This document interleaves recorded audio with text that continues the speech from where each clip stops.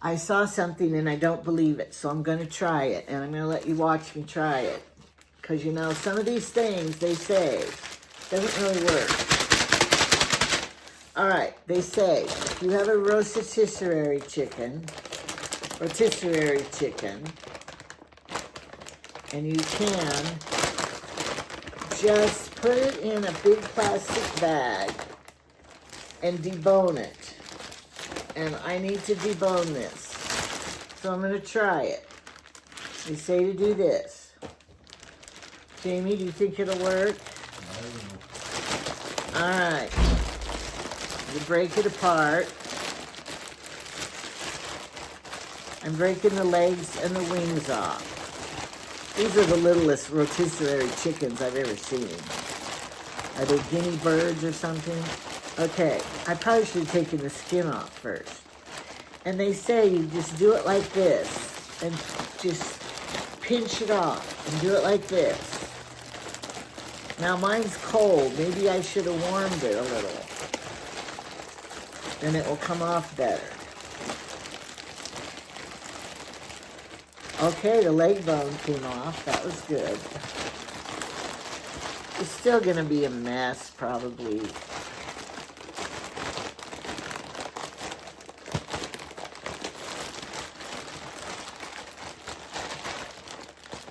I need the meat all off of the bone.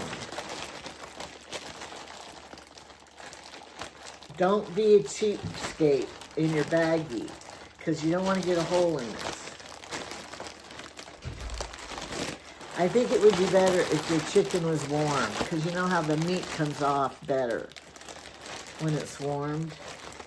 Or maybe a husband's hands would be better at it. You say this is how you get it off. Do you need to spray that plant again? No, I was going to tell you something funny. No, don't. Don't right now, because I don't know if it's worthy on camera. Okay, it's coming off. Is this easier? Well, my hands are going to be cleaner anyway. But like I used to tell my children, hands do wash. I don't have to get it completely off because I'm going to boil the carcass and make chicken carcass soup. So we want a little meat on it. That doesn't sound very appetizing at all. I know it, but it will be. You're going to love it. Because you're going to be hungry. I'm showing people how to make a recipe when you don't have much money and your food stamps did not come in, but you could spend $5 on this chicken at Walmart. Already cooked. Okay. Okay, we're ready now. Okay, we're going to see how it turned out. Here's the carcass, which I'm leaving a little bit of meat on it for my soup.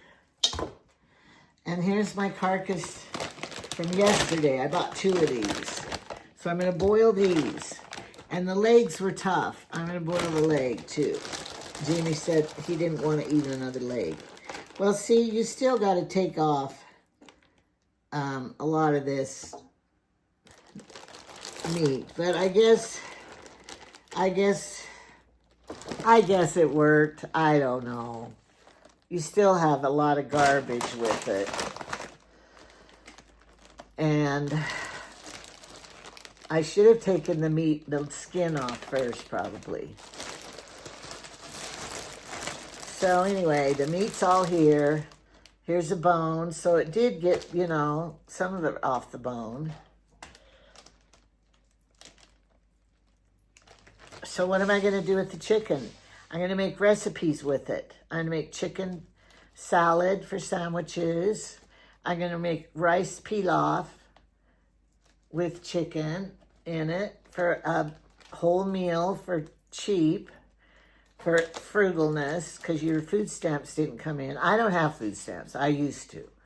So I know how it is. If you have to use your cash to buy the food.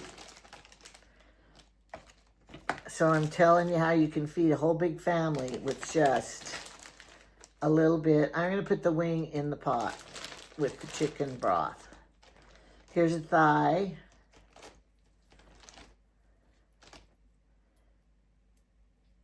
and get all the meat off the thigh.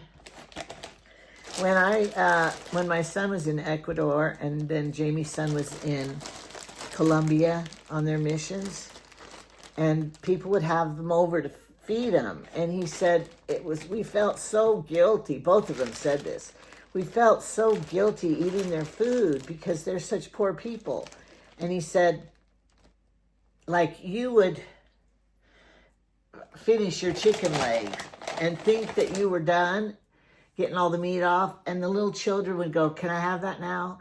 And he said they would just suck on it and get every little fiber that you don't eat because you think, it's not food.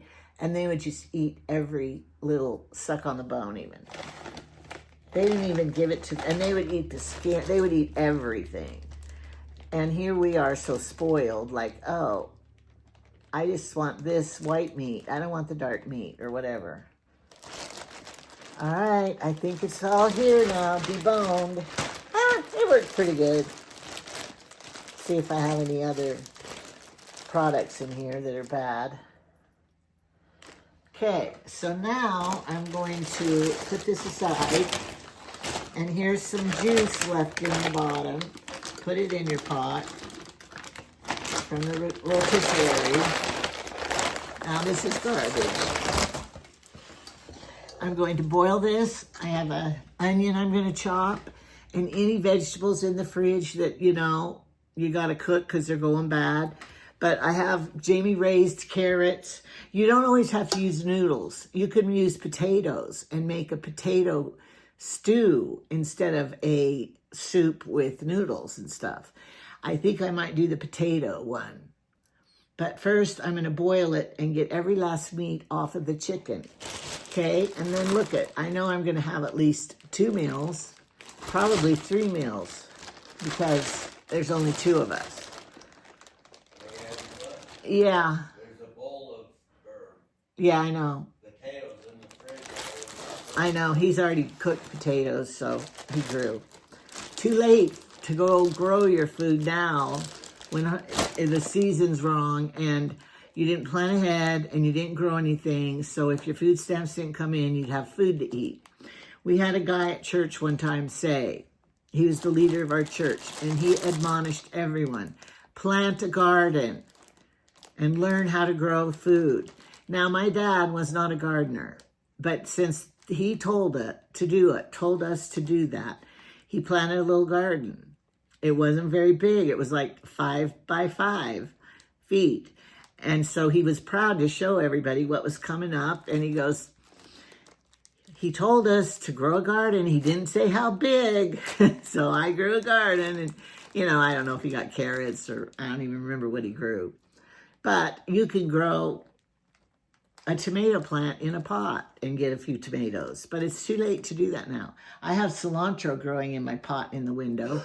The first crop of cilantro, I used it all and it died up.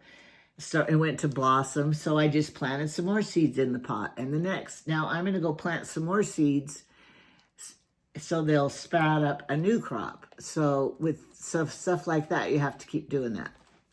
Okay, I might show you some more of this meals after I do it. But anyway, this is the start of it. I went and got Jamie's carrots out of the root cellar.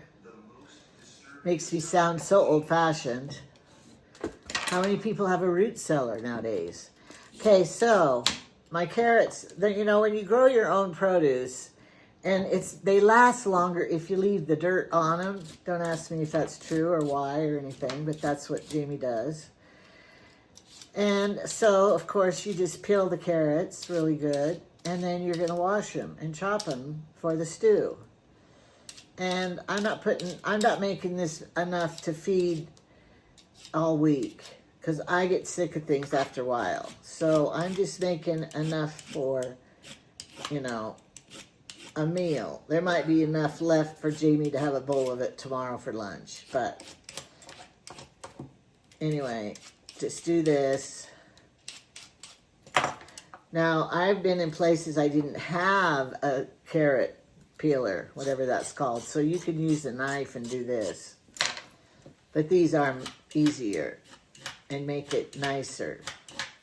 Now, Jamie thinks I don't like carrot peelers. I love carrot peelers for carrots. I don't like it for potatoes. I like to peel my potatoes.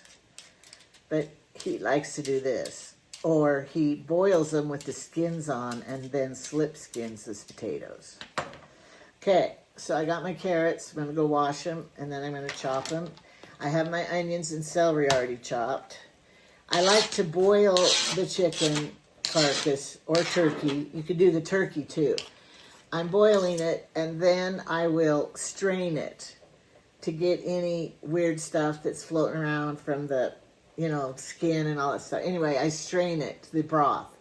And I sometimes add bouillon, usually, to make it a better broth, stronger and more flavorful. And that's the key secret. Add chicken broth. I buy chicken broth from Amazon in a big old thing, and it lasts for years.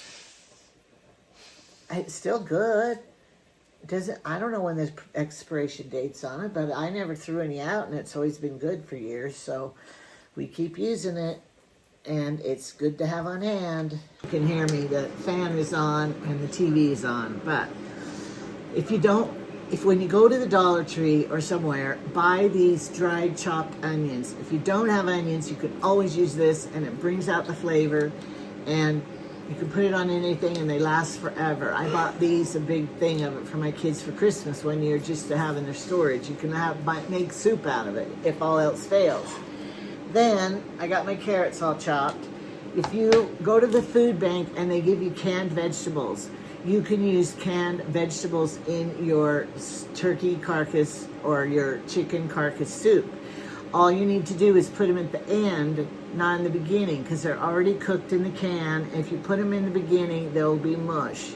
So at the end, when everything else is done, then drain it, add your canned vegetables to the soup, and then it will be heartier and healthier. And that's how you can use your gaggy canned carrots and canned peas or whatever. I don't like them. Sorry. All right, I like fresh or frozen. Okay, so my chicken's cooking good. And the potatoes, I'll show you the potatoes. Jamie's already cooked the little potatoes, and they're like this big, baby potatoes that he can't throw away. So we'll be adding them, the bigger ones I'll cut up, and we'll be adding them into the stew. Now, if you wanted a hearty stew, boil the broth way down, and you could add some cream cheese or cream or milk, and make it more like a milk soup and put a butter in it, and then it would make it richer. And you can make it creamy and then thicken it with flour and get a little of the liquid out, put some flour in it and mix it up, and then thicken the juice with it so it's like a stew more, thicken gravy and not soup. So there's lots of different ways you could do it. At this point, I don't know what I'm going to do yet because I have to see. I don't know what I'll do. It'll be less calories if we just have it, the boiled stuff without thickening or soup gravy. I cut my fingernail when I was chopping and I don't know where it went. It's gouged out now, but at least it didn't cut my finger. All right. Here's my soup. Although it's steaming up the camera, I tasted it. It's so yummy with potatoes and the chicken. I put some of Jamie's dried basil and parsley in it. And I put this in it. A little of this chicken gravy mix. I just put a little and tasted it and then put some more in. He's gonna love it. I had rolls that I bought the other day, so this will be Jamie's dinner, and he's not feeling well. He's got a cold, so this soup will do him good. And I have enough chicken left over to make at least 2 or 3 more dinners. So stay tuned for the rotisserie chicken for a week. I don't know how long it will last, but, it made plenty. So I probably will take a bowl over it to Chad for tomorrow.